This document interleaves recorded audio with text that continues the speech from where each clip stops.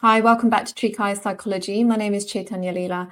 I work as a psychotherapist, hypnotherapist, trauma specialist in the UK. So I'm here with a different type of video than I have put out here before on YouTube. I am going to be analysing the personality and nature of Lily Phillips, who's recently gone viral for having slept with 100 men in one day. Now, she is an OnlyFans worker, sex worker, porn star, and there was a recent documentary which I watched. And because I'm interested in people and psychology and why people behave the way they do, and because I'm a student of astrology for the past 4 years, I looked at her birth chart and I thought, you know what, it'll be interesting to post this as a different perspective on this person, because many people have had comments judging her, maybe even celebrating her, but I thought I'll give a different perspective, the Vedic perspective. Now, I just want to put a disclaimer out that I'm not an expert in Jyotish. I am a very novice student. I've been studying for the past 4 years, but I'm going to be sharing with you all what I can see and what I can analyze, and I hope you find it interesting. So, right, let's sort of dive in. Okay, so this is her. This is Lily Phillips. So this is her birth chart. Now, if you're new to Vedic astrology, I will give you a very, very quick synopsis of what Vedic astrology is. Vedic astrology is based on the idea that the planets impact our life. And it's based on the karma theory that in our life, we are destined to have a certain particular, life path. And that is predetermined, and it's determined by our actions in the past life. And what we do and what we choose in our past life has an impact on this life. And the karma that we experience is deposited through the planets that impact our life. So a birth chart, I'll just also say that Vedic astrology is very different to Western astrology. It's not the typical month by month cycle of the zodiac signs, although the zodiac signs are within the Vedic astrology. But everybody, based on their birth time and their date of birth and place of birth, will have a Vedic birth chart. And this is Lily Phillips. Now, I don't have her birth time, so the house placement, so where you can see these letters of the planets, they are not in the correct position because I don't know her birth time. However, I have put this chart according to her moon chart, so where the moon is in the first house, and I'm reading it from that. So there are some things that are going to be definitely accurate and true. However, I'm not able to say everything because the house placements are will change based on the birth time. So the first thing that we see, well, I'll just give a synopsis as well about just the planets. Okay, so there's 9 planets, and they're going to be scattered throughout the chart depending on, like I said, your date of birth, time of birth. And we have Moon, we have Sun, we have Mercury, we have Rahu and Ketu, which are 2 nodes, which are more like shadowy planets. They are the planets that govern the sort of obsessions, the darkness, the illusory element of the world, the breaking of boundaries, going against tradition, going against religion sometimes. So when these 2 planets are in difficult positions, it can create a lot of disturbance in people's lives. And then we have Jupiter, Venus, Saturn, Mars, and so there are certain planets that are benefic and there are certain planets that are malefic. And I don't like to say good or bad. It's just everything in its combination will have a certain type of result. So I don't look at good and bad. I just want to kind of preempt this. I don't have a personal judgment on this person. I believe that everybody has a position in the world. And we can speak the truth based off what we see, what we see in nature, what we see as a result of actions and behaviors, because that's sort of what I do as a psychologist. Anyway, I'll stop yapping.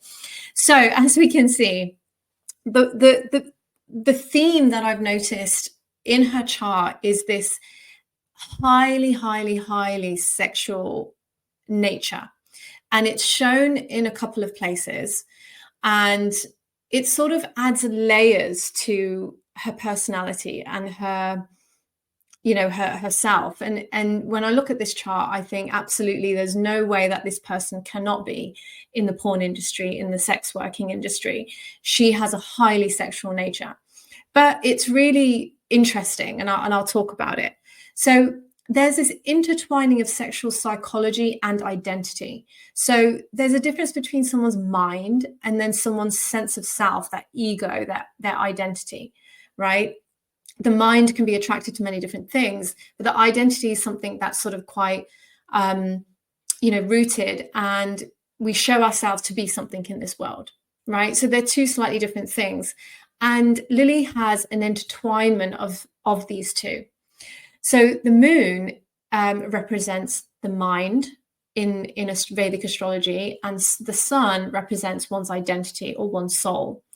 And now, whatever condition the moon and the sun are in, it has a massive impact on how someone is, someone's psychology, someone's nature, what people are interested in, what they're attracted to, what they find themselves being drawn to in life, right, is determined quite a lot by the ascendant and the moon and the sun. Now, I don't have her ascendant because that will depend on her birth time.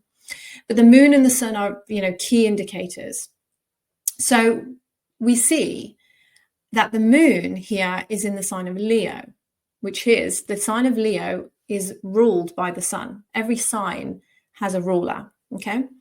So the moon is in Leo, which is ruled by the sun, and the sun is in Cancer, which is ruled by the moon, okay? And so these two planets are in each other's signs, okay? And that's one point. So the sun in Cancer definitely shows someone who really wants to give to others, wants to nurture others, will find oneself in service to others.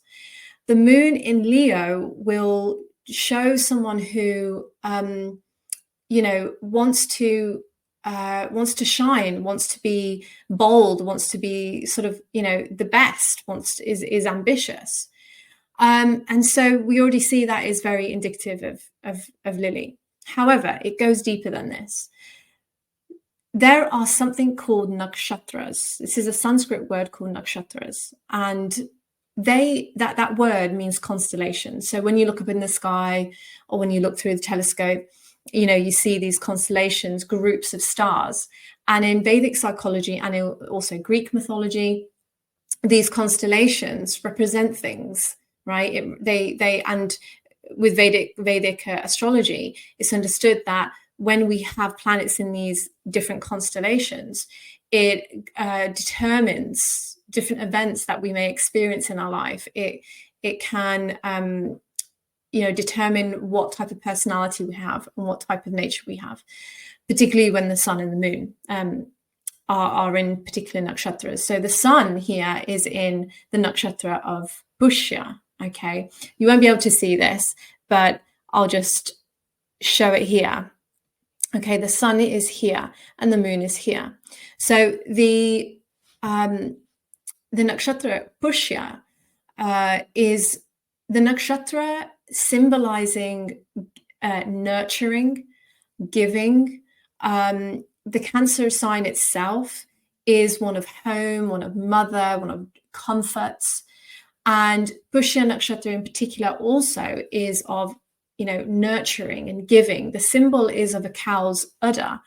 And the cows are known to, when they are given a lot of love, even if they don't have a calf, they overflow with milk. So there's a giving nature, an overgiving. And so the sun is in this position. And I'll show you, I do have some clips taken from the documentary to show how this is shown in Lily's nature. The moon, okay, now here is in the star constellation or nakshatra called Purva Falguni, okay? I don't have any images for these ones as I was making this, but Purva Falguni is a nakshatra that is of sex pleasure, courtship before marriage. The bed is a symbol of Purva Fulguni. Another symbol is like of the reddish lady, right? So it's like the kind of young lady before marriage. And it's a highly sexual nakshatra. And so this particular nakshatra, when the moon is in here, these individuals do have a high sex drive, just in and of itself, okay? So again, that's shown in Lily. Now, there is something called a Parivartan yoga in Vedic astrology, okay? Parivartan yoga is when two planets are situated in each other's zodiac signs. So that's exactly what we have here. Moon is in Leo and Sun is in Cancer. So what happens is when that particular house is activated through its activities. Now I can say, for example, the Sun, okay, being 12th from the moon. 12th from the moon is bed pleasure. It's isolation, places of isolation. It's foreign travel, also foreign land, but also bed pleasure. So when this is activated, what happens is these two planets switch positions. So Sun comes into Leo and Moon goes into Cancer. Okay, and that's what is really, really key with Lily Phillips. This is a massive sign of her rise to fame, because the Sun goes into Leo, shining itself. The Sun is very comfortable in Leo. It's a Digbala position, which is like basically it gets strength coming from Leo, and it's in its own sign and it wants to shine, and it shines through sex. Okay, it shines through sexual intercourse and bed pleasures because it goes into Purva Fulguni nakshatra. And people with this position, they will find that their identity, their sense of identity, it grows through sex pleasure. Okay, they will feel that their ego grows through sex. And the moon, when it switches, goes into Pushya. And so moon in Cancer in general, right, gives somebody a very warm, very loving nature. It's a water sign. It's a watery planet. So there's a lot of, a flowing of love and care, right? And so that is shown also with Lily. And I'll show you in a clip where she is actually explaining how much she wants to give a good experience to her clients. And that's definitely shown in this Parivartan with when moon switches into Pushya and sun switches into Purva Fulguni, where she is, through her sexual acts and work, she wants to care for the other, right? And so maybe what I'll do is now's a good time to... I was just sleeping around with everyone. But I feel like I know of a lot of girls who have done that at university, but then haven't gone on to become OnlyFans stars. Yeah, 100%. I mean, I just was like already very, not proud, like very just okay with doing that. Like I've just always had quite like a sexual nature. Yeah. I just thought I might just make like a couple £100, can get a few rounds of drinks in, stuff like that. Just helps me out a little bit while I'm at university. Sure. I didn't think it would turn into like my whole career. But I think as soon as I started on the platform, I kind of realized, I guess, how much money you can make and also just how much I loved it. So, sorry, this wasn't the clip that I was thinking of, but this is a clip of her explaining how much she loves sex and how much of a sexual nature she has. So this clip is really showing that. There is another clip of her where she's talking about wanting to give. Let me just see. Yeah, I guess the only thing I'm nervous for is like for them to have a good time. I want to make sure they enjoy themselves and don't come away from it like, oh, I feel disgusted or... I felt bad. Like some people just travel so far. Like I didn't want to give them a shit time and like come away from this and be like, 100 men. Oh, that was shit. Kind of be like, oh, like we've only had 2 minutes or 3 minutes and you said 5 on the message. Did someone say that to you? Yeah. And obviously it just makes me feel so bad.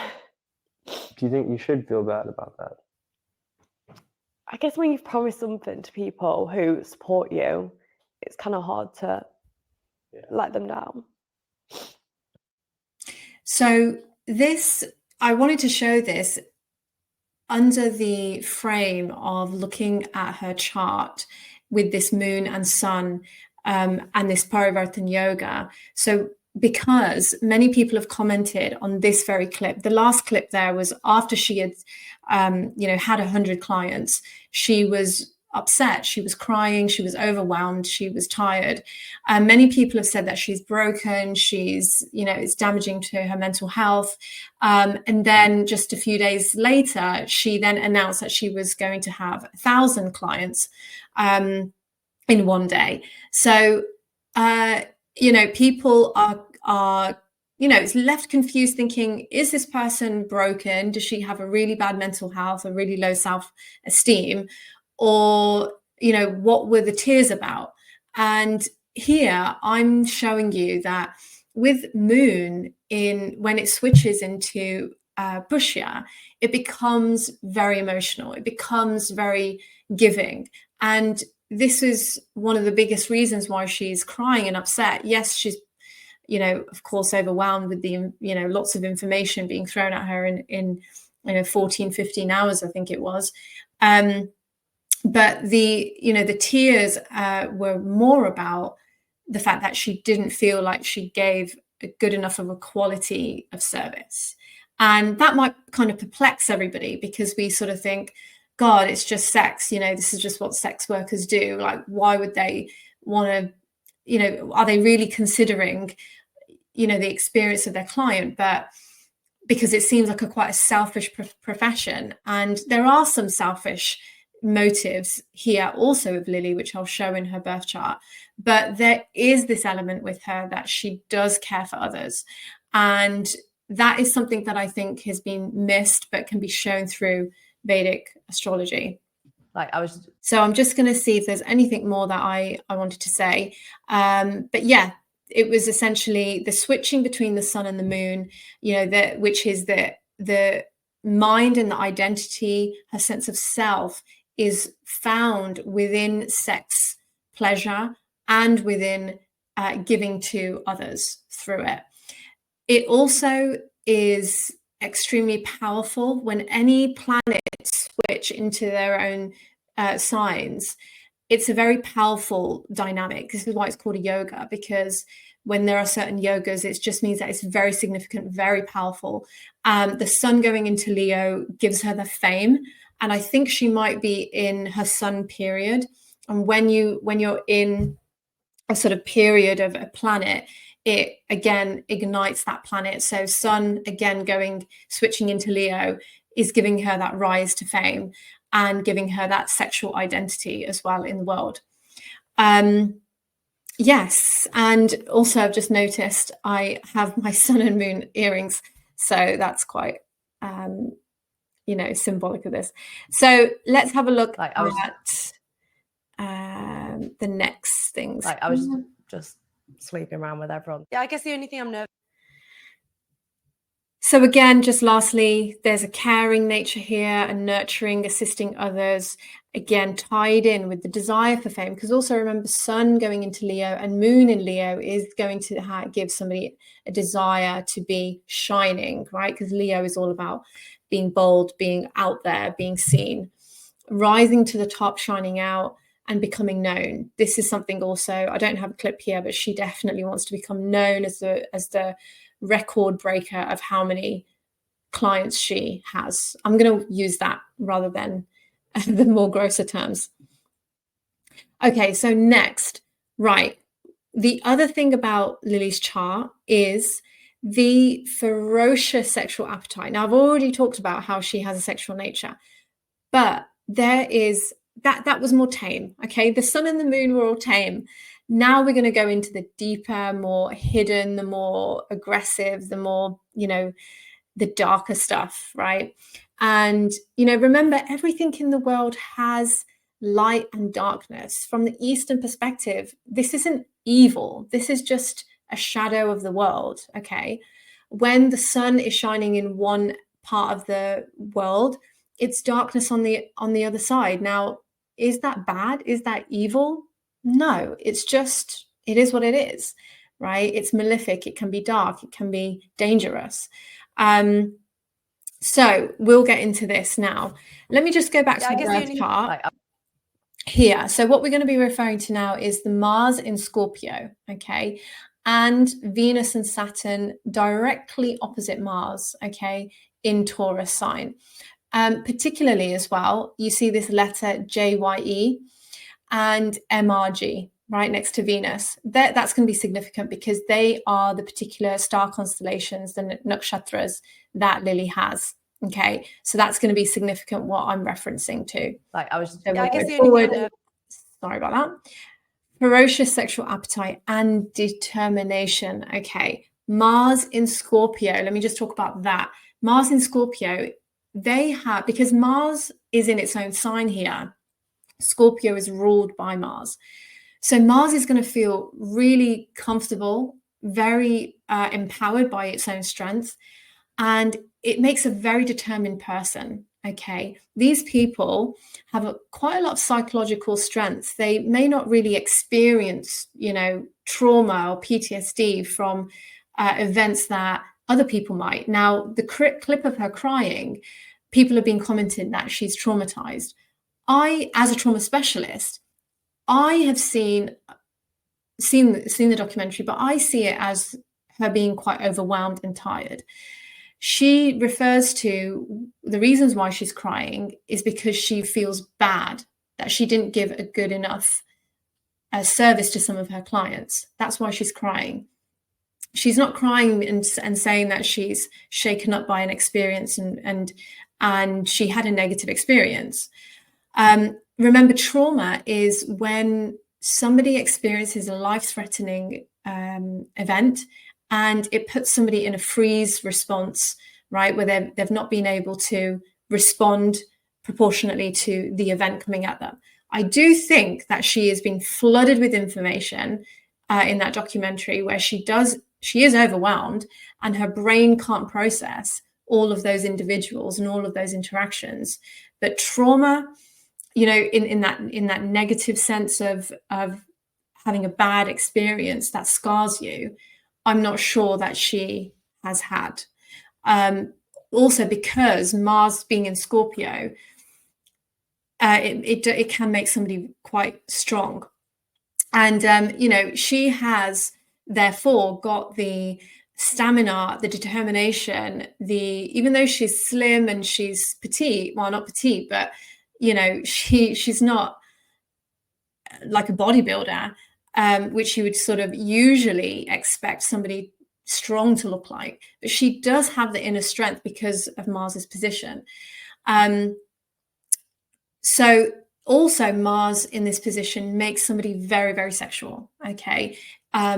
Usually with these types of combinations and others that she has will signify somebody who's in the porn industry.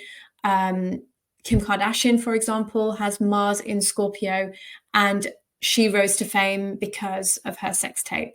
So Mars in Scorpio is all to do with, right, hidden sexual secrets, aggressive sexual impulse, and dealing with sexual taboos. Okay, so we see that with her. Now, Mars in the Jyeshta Nakshatra, right? Jyeshta Nakshatra is a really interesting constellation, and its deity is Lord Indra. And Lord Indra is considered a demigod in the Vedic perspective and Vedic philosophy, Vedic spirituality. And Lord Indra has this great desire to be God. Okay, he has a great desire to be the topmost God, and he will do anything to obtain it. It's an obsession. And so people with the Jyeshta Nakshatra in their chart, strong one, they do battle with the desire to be famous. They have the desire to be on top, the desire to be the best, the desire to be famous, the desire to be recognized. And they can also struggle with envy, okay, internally, and also envy from other people. They can be the subject of envy, which I definitely do see with Lily. for various reasons. But Mars in Jyeshtha Nakshatra is going to give, again, Mars is about strength, aggression, and Mars in this position is going to give a great determination to be the best. And we see that she wants to break the world records of how many clients she can have in one day.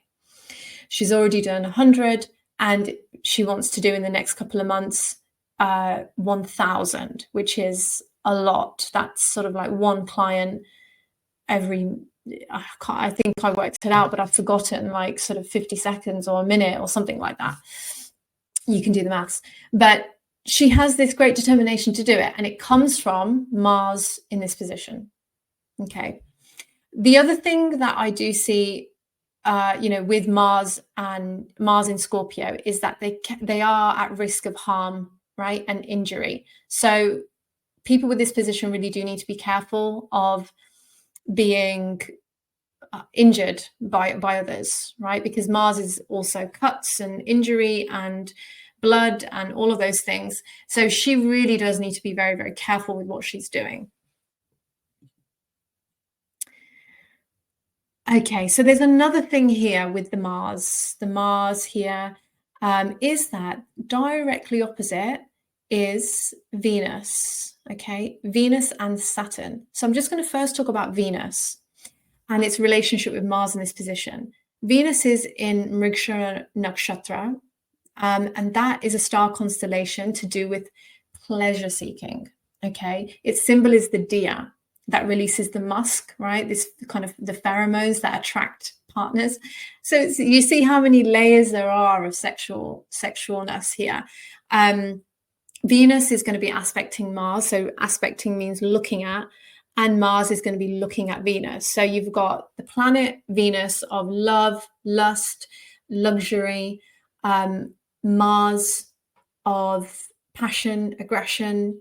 Mars is in the sexual, Mars is in Scorpio, the sexual sign, and the hidden sexual sign. And Venus is in Mrigashira, which is, this pleasure seeking, this desire. Now, in the highest form of it, right, in the highest form, because you have to think about all of these planets within its different combinations will have its degrees of, spirituality, and then kind of like degradation down to darkness and complete illusion, right?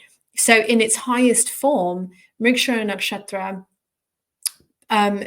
it's actually, the person will be wanting to look for divine love, okay?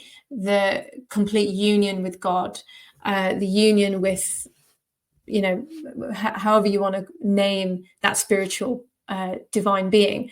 But this Mrigashira is really inherently in its purest form looking for ultimate happiness, ultimate pleasure, ultimate love, which is divine. But when you have the Mars with the Jyeshtha in the Scorpio, it can pull that purity down, essentially, right? So there's this really interesting relationship going on, and Venus is naturally going to be wanting to look for love, look for lust, sensual pleasure, the luxury items, and all of money, wealth. It's in its own sign, which is also, again, right, strong. Mars in its own sign, so it's strong. Both of them are strong. And the Venus in the Mrigashira is looking for that pleasure seeking. Mars is, of the great sexual nature. So the two looking at each other is going to sort of like, I picked this image because I just couldn't find an image really that showed this, but it's sort of like, this burning passion, desire. And that is how she lives her life. This is how she makes her work. So you might say, well, and it was even asked in the documentary, why are you making a career out of this? Why are you making money? Why are you entering into an industry of sex work? Why not, just sort of be promiscuous? Because many people are. She, in that other clip which I showed, starts to say how she realized she can make money from it, right? And I'll come on to that in a minute, but also she enjoys it. I'm going to show from the Vedic perspective of why I think, I'll come back to that slide, why I think she did begin to work in the sex industry rather than just it being something that's behind closed doors and in her private life. And that is because of Saturn, right? So one aspect of this is because Saturn is sitting with Venus. So Saturn is a cold planet. It's a planet of hard work. It's a planet of,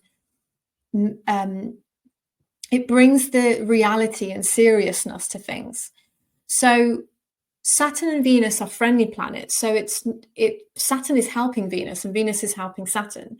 So Saturn brings the diligentness, the focus, the methodological, the hardworking nature to her.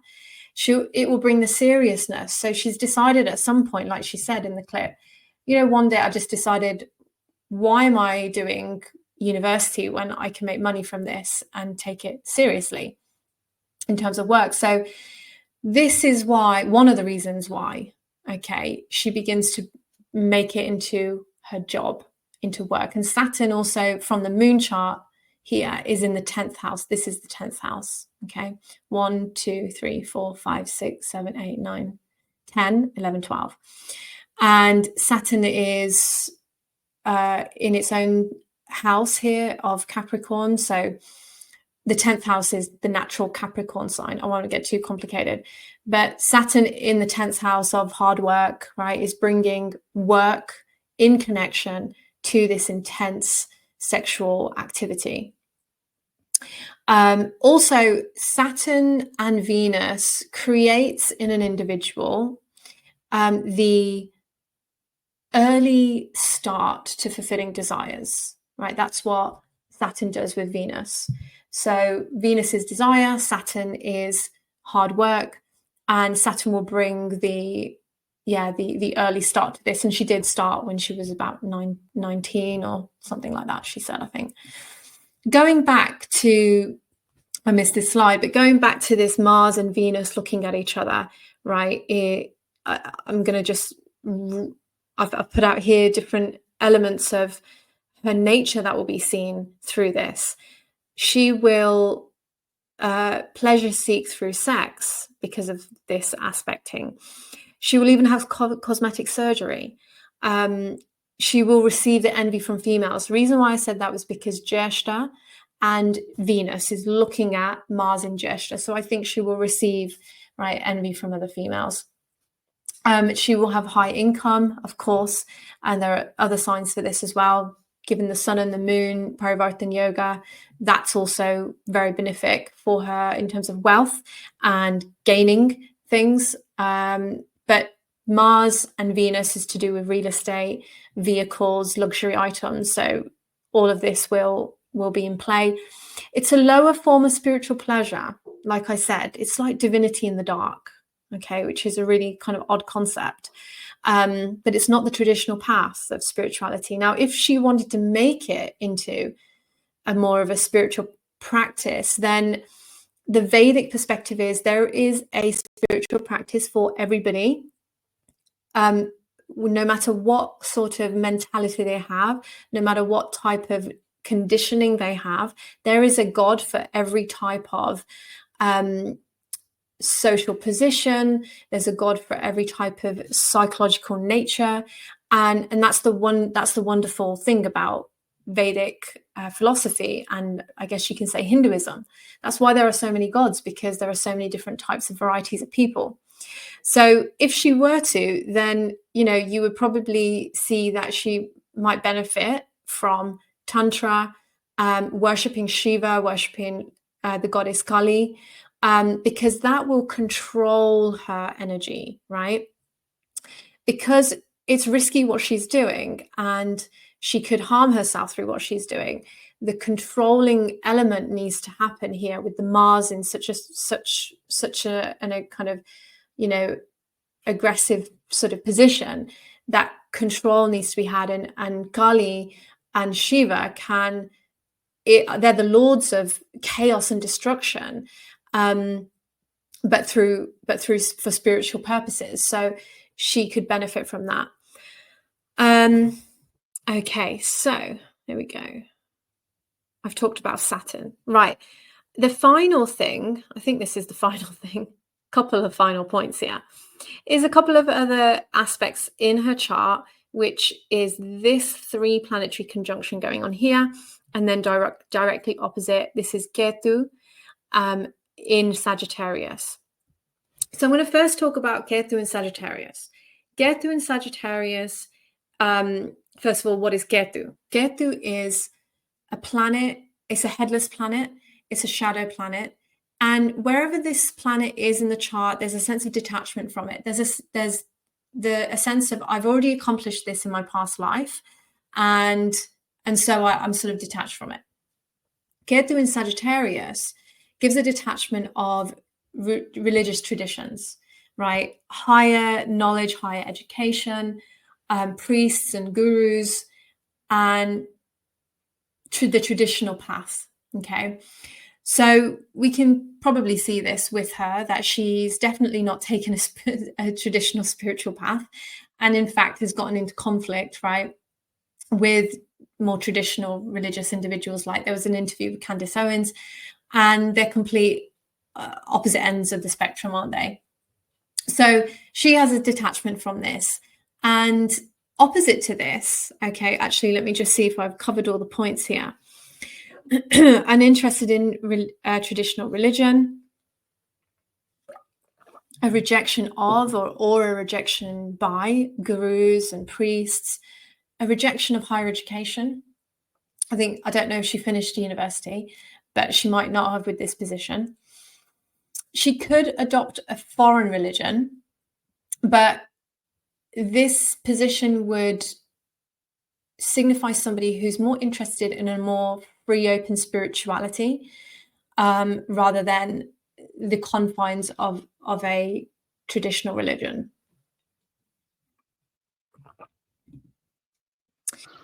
Would you call yourself a businesswoman?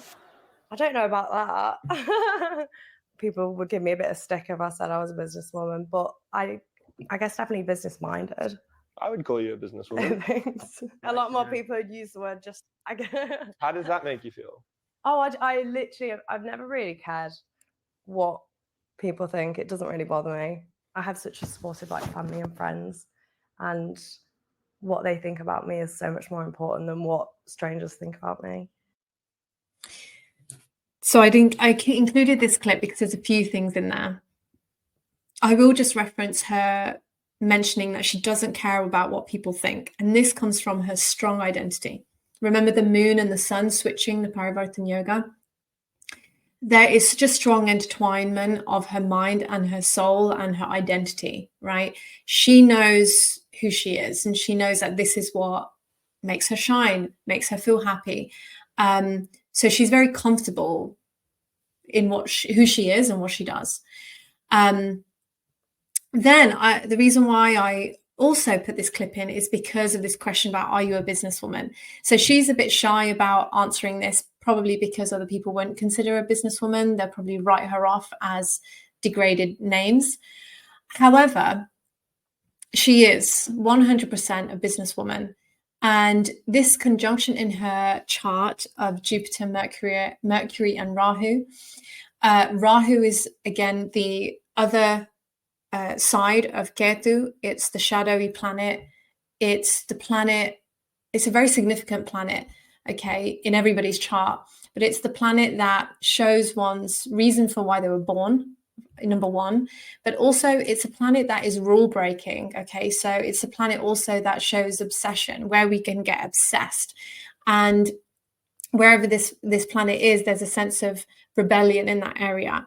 And so this next to Jupiter, which is of wisdom, higher knowledge, education, and Mercury, which is teaching, learning, intellect, communication, okay, it makes a certain combination. And this combination is in the sign here. You can see the number 3, which is Gemini.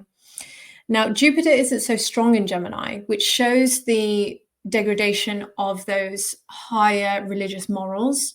Jupiter isn't in its natural sort of, there's a lot of other positions that would make Jupiter into really making Jupiter's natural qualities come out in a Jupiterian way, where you'll see gurus and leaders and professors and, those really high intellectual individuals. She doesn't have this. It's sort of, Jupiter is in a different nature. It's a different quality, which really shows why she's doing what she's doing and why she thinks the way she does.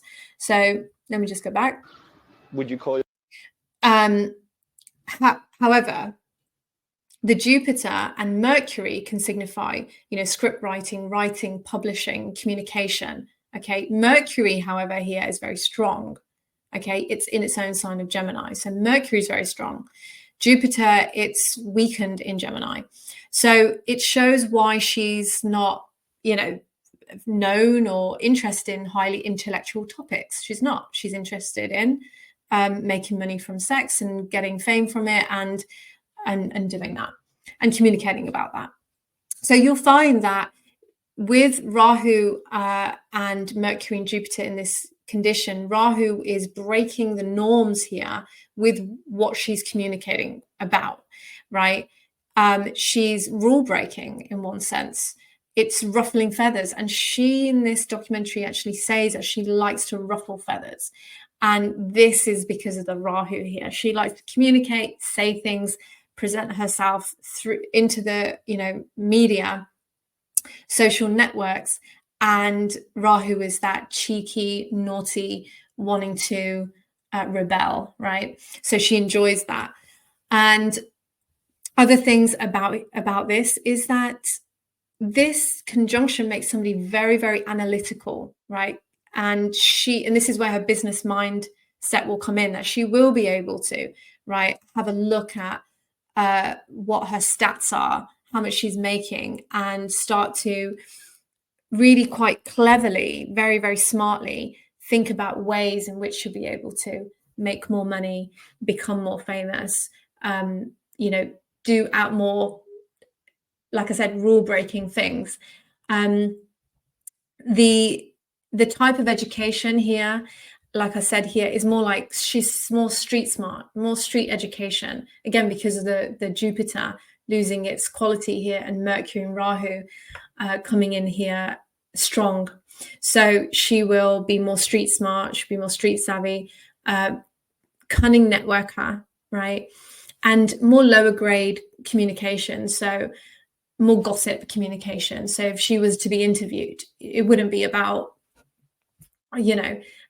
how to solve cancer, or find a cure for cancer, or solve, some societal issue or things like that. She's going to be talking about more gossip, more of her own sexual pursuits.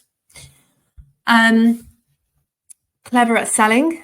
Okay, that's something as well. Very clever at selling, this conjunction. And also here, lastly, blind courage. Okay, this can make somebody a little bit with a blind courage. So we've seen also in a clip that she didn't know if HIV could be transmitted through bodily fluids orally. And it's a huge risk that if she's not thought about that she's taking, if she's engaging in this type of life. So a bit of a blind courage there. She might not have even thought perhaps how all of her behaviors might affect her in 20 years or 30 years or 40 years.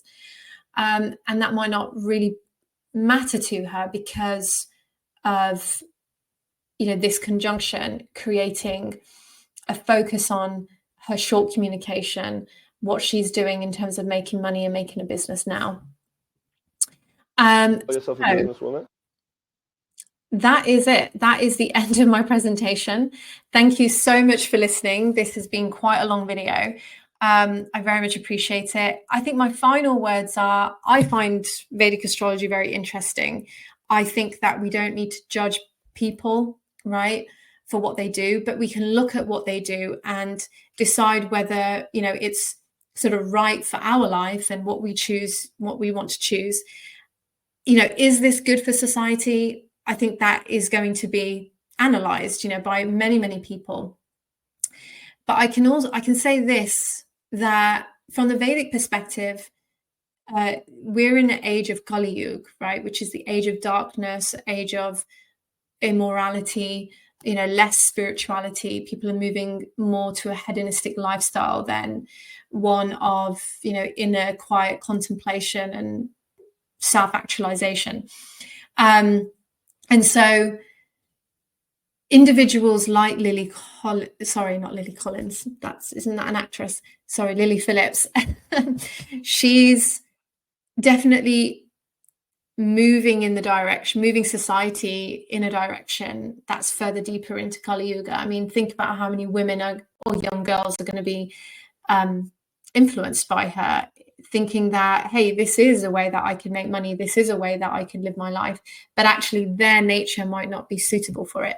They might not have the backing, the support, the determination and the strength that Lily has. So it's not for everybody. This is the thing. We all need to walk our own path. And whether that is, walking this type of path or walking your own path, it's really important to understand your nature, right? And doing that and making wise decisions. I'm gonna leave it there. I think Vedic astrology gives a perspective that can't be found anywhere else. We really get a deep understanding of people's psychology and nature. There is so much more that Vedic astrology can give, but it will be hours and hours and hours and hours if I was to go deeper and deeper into her chart. But this is at least a snapshot of the key elements that make her who she is and who we see today. So thank you so much for watching. Do subscribe, and I will put out another video sometime soon, and I'll see you in the next one. Take care.